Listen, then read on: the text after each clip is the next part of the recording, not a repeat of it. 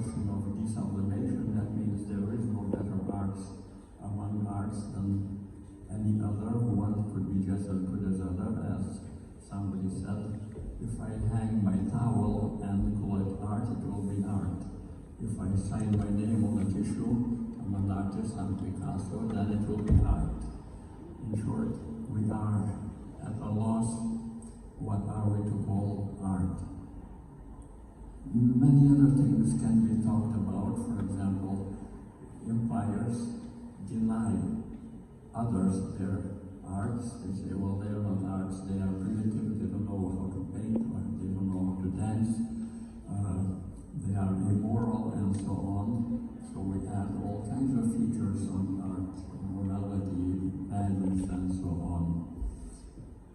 One of the major things nowadays, when you travel around the globe, is art interpretation in terms of psychology. That is, we talk about emotions, we talk about feelings, and so on. One feature about that is this: how do I distinguish the religious emotions from art emotions? My anger at my friends, or my joy at the sunrise. I mean, all of them are emotions, but which one is artistic emotion? Why do I say that Čiurlionis art has all sorts of psychological things? Why shouldn't I say that the wall has, for me, all kinds of psychological impressions? So there is an issue, so to speak, to be resolved. Another issue is this, that many theorists have argued for many years whether art has meaning, and then to add a meaning they would add not only psychological but ideological, symbolic meanings, and so on. And then the question is, well, if I don't belong to this ideology, how do I understand the arts of other ideologies? In short, for me, they're not arts, they are wrong ideology. You know, the entire social trend in theories, how art represents specific class interests, specific ideological interests, and so on. So these criteria do not tell me which one would be called real art. Now, the psychological question is a little bit more complex, but I will not go into it. What I want to open up as a question is time. Of course, there is the world of time, space, and movement, but I only can touch today upon the question of time. And as Professor Landberg has mentioned, we talk about the infinite world and so on. And the problem is this: we don't know what time is. We don't know what space is. While we're talking about all these things as if they were obvious, in philosophy, and I'm sorry I will have to introduce you to a bit of philosophy, not a lecture on philosophy, but a few principles. Way back, when I was very young, 2,400 years ago, I had friends, Aristotle, Plato, and Socrates, and we discussed those things. Now, what appeared as most important is the question whether time exists. Why was that question important? Well, the assumption was, and still is until now, that we are at present, and in fact we can divide that present into points.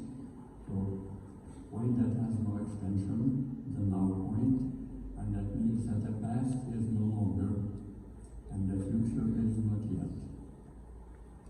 In short, we are forever hanging on the now point.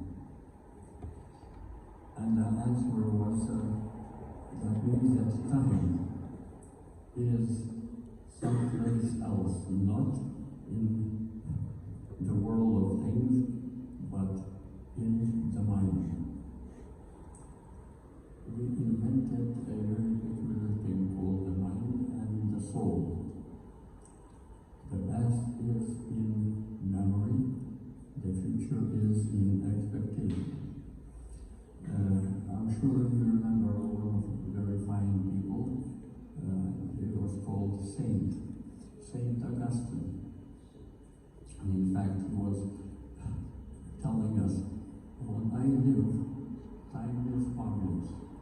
When I start to think, I don't understand a thing about time. And so he raised a very peculiar question. And the question was in terms of space. Who be temps? Where is time? And he said, well, since the world is now, then time must be in the soul. The soul extends in memory and extends into expectation. So there was invented this feature called the soul to account for our awareness of time. And from then on, we also invented one more human feature, and that is called memory. The past is gone, so we remember it. The future is not yet, so we expect it.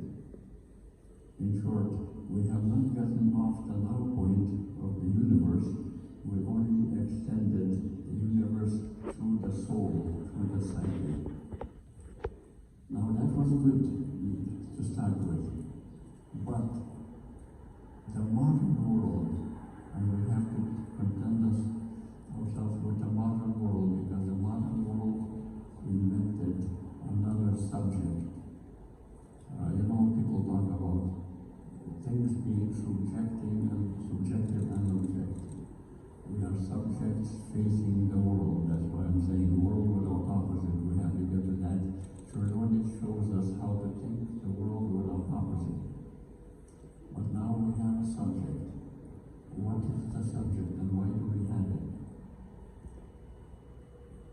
And it is philosophy's fault. Philosophers really messed up. They invented a subject for one reason. They decided there was a big argument for the last centuries. Went through Arab world, went through medieval world, and the question was, what is the basic reality? What is the feature of things that are really real? And the decision was that reality is material. And material was defined as sum of material parts. In short, what is known as atomism. Right now it's called the building blocks of the universe, little blocks. And in fact, we have just invented the God particle, the final particle, which accounts for all the structure of everything. That is known as modern materialism. In short, the world is bland, material, indifferent, without value, without beauty, has no purpose. In short, as somebody called us, we are ugly bags full of water, nothing more. So no spirit, no soul, and that's why we killed our God, because the world is bleak. Now, what's left of the world, what we experience, color, sounds, with all beauty and so on, became located in the subject. The subject is not part of the world. The world is purely material, and so the subject is totally apart from it and does not exist. What exists is material, so-called physical reality. So what about the subject? The subject is nowhere to be found. And yet, the subject must contain everything.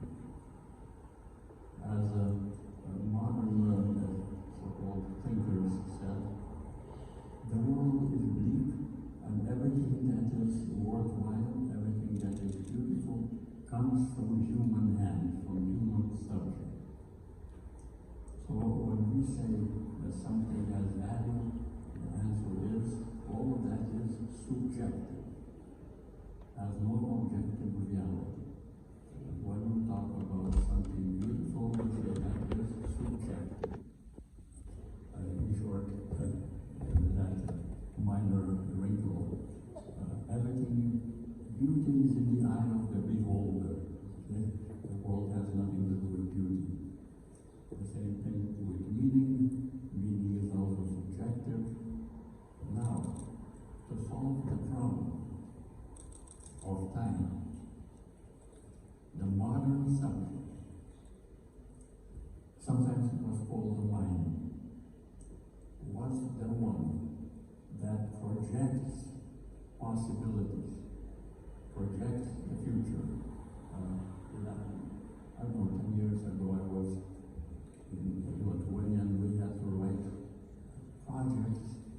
Europe gave us lots of money and said, do projects for the future. In short, we project the future, and the future was known as possibility.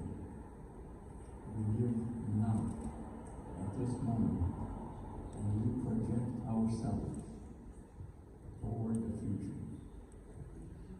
One feature about modern world in which you live right now is that past is irrelevant. As what's his name, somebody in the United States said, past is bunk. Rather we need to worry about past. We worry about future concepts, future possibilities. Now, the big solution to the problem came from our great Lithuanian philosopher, Immanuel Kant. We accept him as our own. We're then cheating a little. Now, what Kant did is pointed out that any thought, any understanding, any awareness, no matter what we think about, whether gods, devils, ourselves, cucumbers, involves time. We call it a priori, prior to everything else. Any blink of your eye involves time. In short, what he said, we experience everything one after the other. Now, one after the other means things pass us. And so people was with Augustine, who said, well, time annihilates everything. Things pass and disappear. In short, the past is no longer, what passed us is gone. And Kant made the same claim, that past is no longer, therefore what happens is we see things one after the other. Now, what is most important about this claim is that we cannot have awareness, we cannot be conscious without time awareness. I will not speak of space, that's a different dimension now. Čiurlionis has a lot to say about that. But time awareness is fundamental to all human understanding. In short, it's not psychological, it's not physiological, it's temporal. In short, when we think, we already think one after the other. So what we have to contend with is consciousness as time consciousness. Not physiological, not psychological, but temporal. And the issue is that we conflated, and I'm sorry, Johnnyville's philosophy, we conflated time with things. What does that mean? When we say that something has passed, the tree has been knocked down by the wind, the tree is no longer, therefore past is no longer. So the question is, why do we do that without thinking about that? Because something has passed doesn't mean that time has passed. That something is not yet, that the future is not yet. What I want to do is to extend that question of time beyond the question of things and objects. Now, okay, when I'm waiting for my friend from Japan, say, well, he is coming, but he is not here yet. So therefore, he is not here, so that means future is not here. But he is already on the way, somewhere. So he's not in the future. He is in this world. He is on the way. Okay. So now, given the problematic I briefly outlined, the question arose in the following way. We have pinned the whole universe on the now point, and deny the past and deny the future. And the question that every serious philosopher raised in the 20th century and could not answer is this. Even astronomy, will deal with that in a while. They said the universe began in the past. I think everybody knows 13.5 billion years ago. I was there and I watched it, and it was a very fantastic show, Big Bang. And then we have talked very obviously that the universe began 13.5 billion years ago and then moved from that till now. And now the universe is moving into the future. That's how scientists talk. And we raised a different question. Is there anything apart from the universe? Of course, any sober person say, of course, nothing else. Universe is all there is.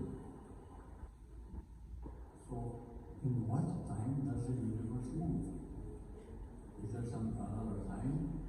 Because we say it moved from the past to the present, and moving toward the future.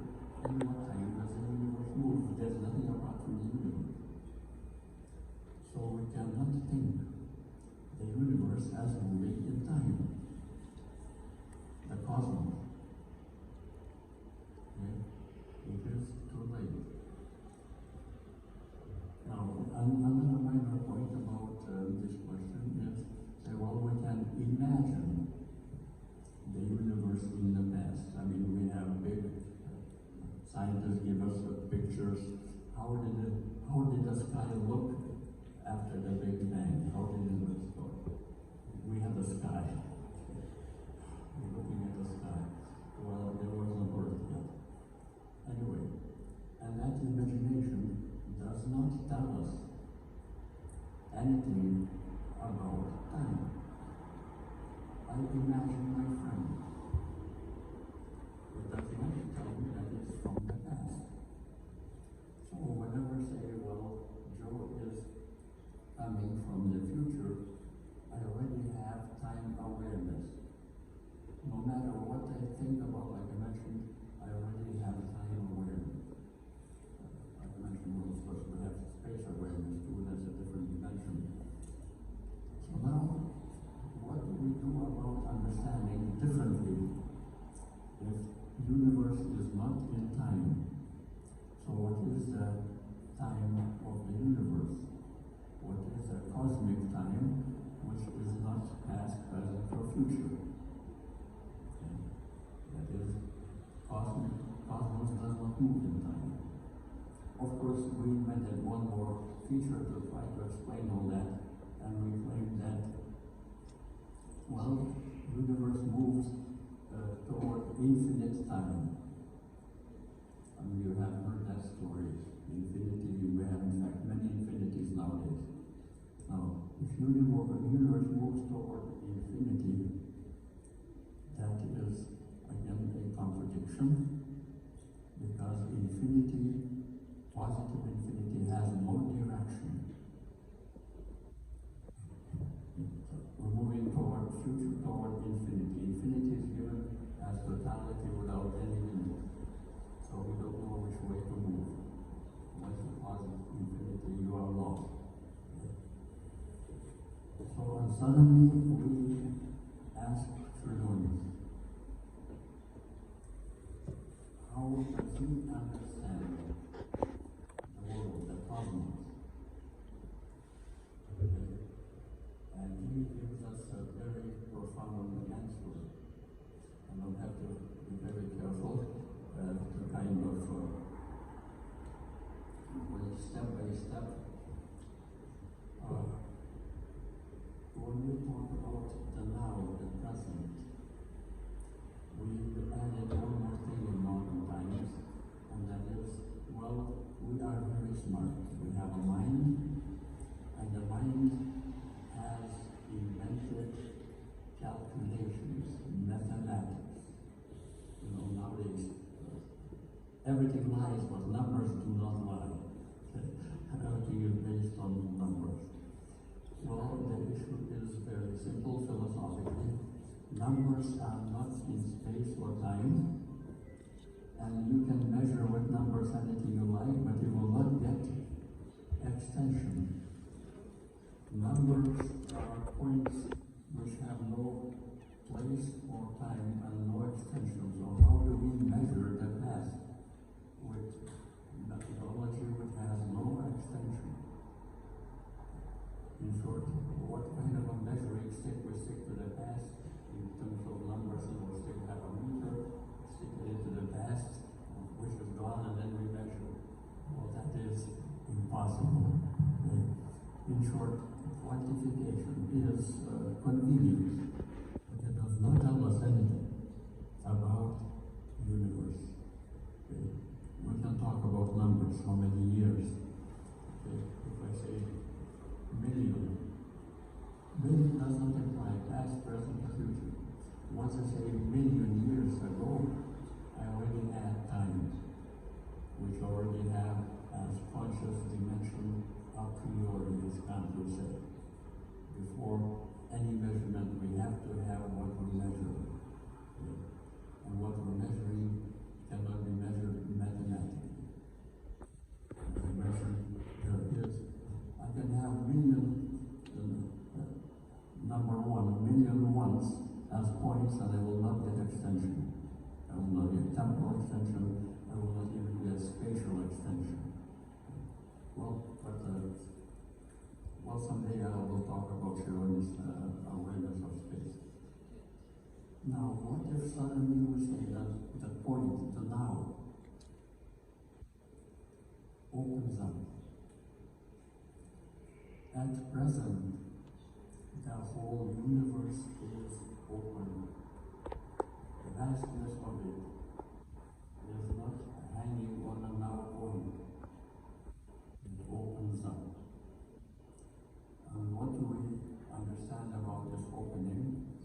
Let us take Čiurlionis at the outset. When we look at the sky, again, here's a linguistic mistake. Okay? There is a sky. The sky is blue. Now here what we have done, again, conflated the logic. S is 2, John is tall, Peter is beautiful, and the grass is green. We have subject and predicate. And so when we say the sky, we think there is something called the sky. It is blue. And there's nothing behind. So if you fly up, you will not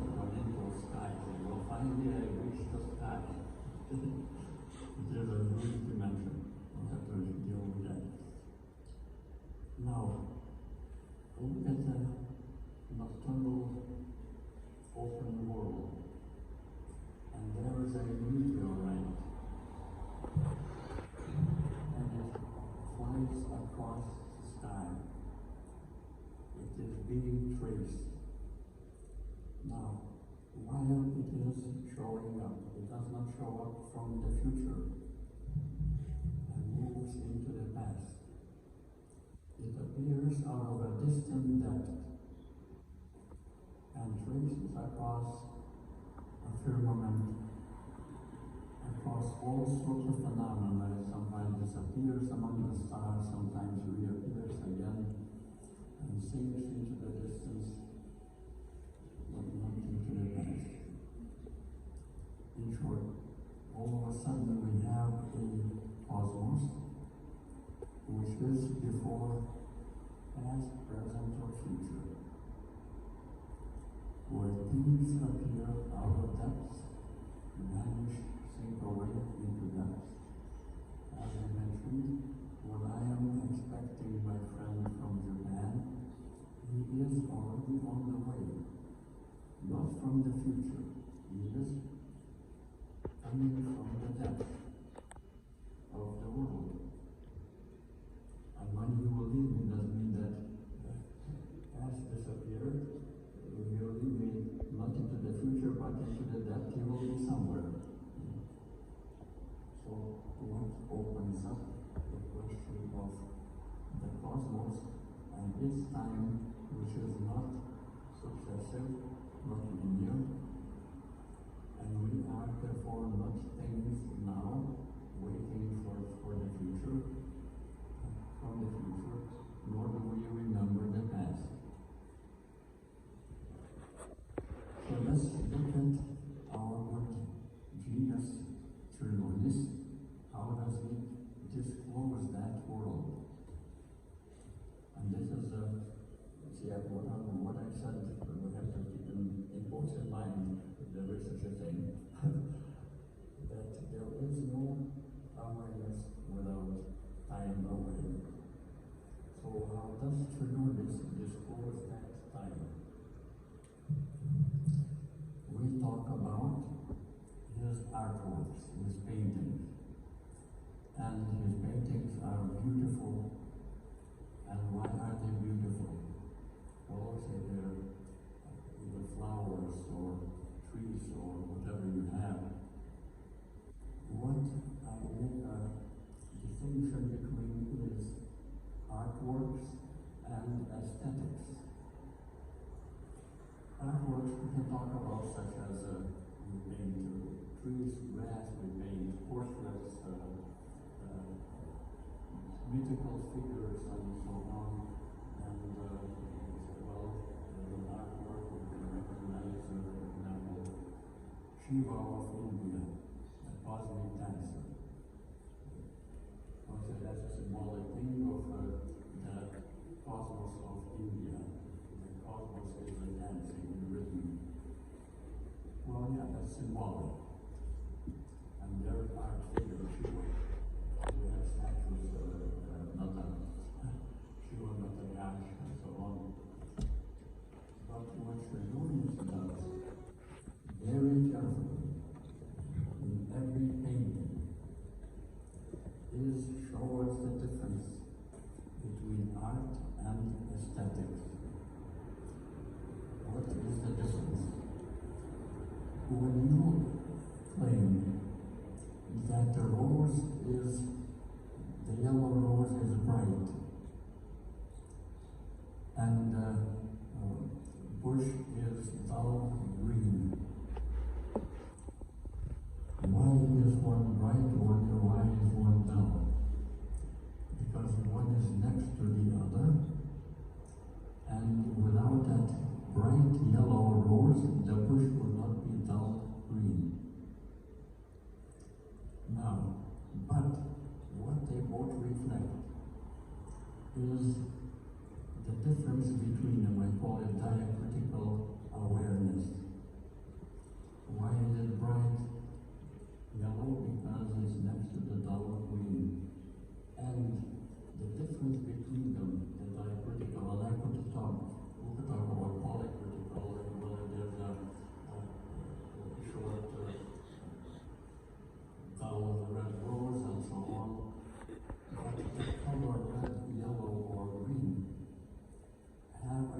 specific shading. It is bright, it is dull, and so on, not just, so to speak, homogeneous yellow or homogeneous black. You can never see black because that's impossible physically. So what we find is that once you see the difference, you disclose features, aesthetic features, that do not belong to the rose or the bush.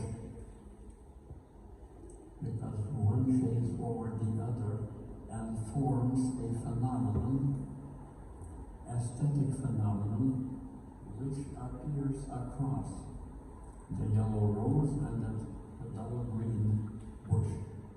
Okay? And it's neither one. In short, it is not a feature of anything, any object. It is a feature of world. The dull and the bright are appearing on the things of the art object, but their difference, the shading over both of them, is a feature of the world. It does not copy anything. It is not a color of the rose or the color of the green, the dull grass. And that is the aesthetic. That is what makes things visible.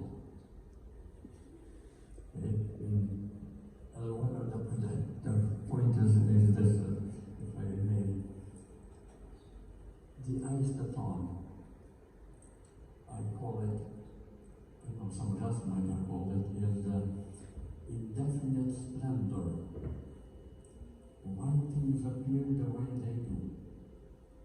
Now, what is the feature of these worldly phenomena are that they are overlapping in depth. They shade over each other. It is now bright yellow, dull green, but it is shifting to distant yellow and irrelevant dull green. These features lay over each other as the aesthetic features of the world and not of things, and they constitute the depth. It is like saying the blueness. The blueness is not just blue, it is dull blue, gray blue. There is no pure homogeneous color. I guess you historians, art historians, know all about art. As an artist, I could not paint a wall without making mistakes. I could not sing better than a fish. So don't ask me to paint anything. But what I'm talking about is that there is a depth of aesthetic phenomena. The sky is dull, the sky is deep, the sky, the blue is shaded over, draped over by grayish. One lays over the other and constitutes a temporal, not sequence, but depth. In short, everything we experience, Čiurlionis says, I'm talking in his name, although I'm very eager in comparison to him as an artist. He is telling us that I am opening up the way we understand the world, its visibility, as aesthetic visibility. Because we could not say what color the rose is without saying it is bright or it is dull and so on. And these phenomena disclose what the world of things, art objects are. The aesthetic is not phenomenon of things. They are temporal depths reflecting the way things appear. Now, what is, I hate to say this, but Čiurlionis is not facing the world. It is a place of disclosing the visibility of the world, the way things appear, and therefore the phenomena he discloses, the aesthetic, is not impressionistic. It is the very world consciousness, the temporal depth of the aesthetic that allows us to say this thing looks distant, this thing looks dull, this thing looks radiant, and so on.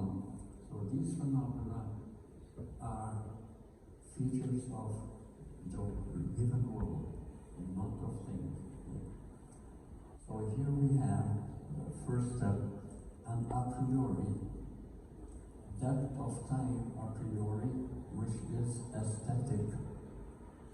In short, we think as the world thinks, as the world phenomena think. And we see things by the medium of aesthetics. Not that we add or project aesthetics. This is beautiful because I feel beautiful. Well, I could not say that. I never feel beautiful, so I could not project beauty on the world. That would be embarrassment. So now, what is the second thing that is equally important? As we look at Čiurlioni's work,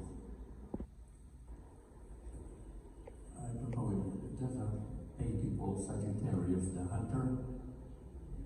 Now, way back, I mean, I have to backtrack into the future,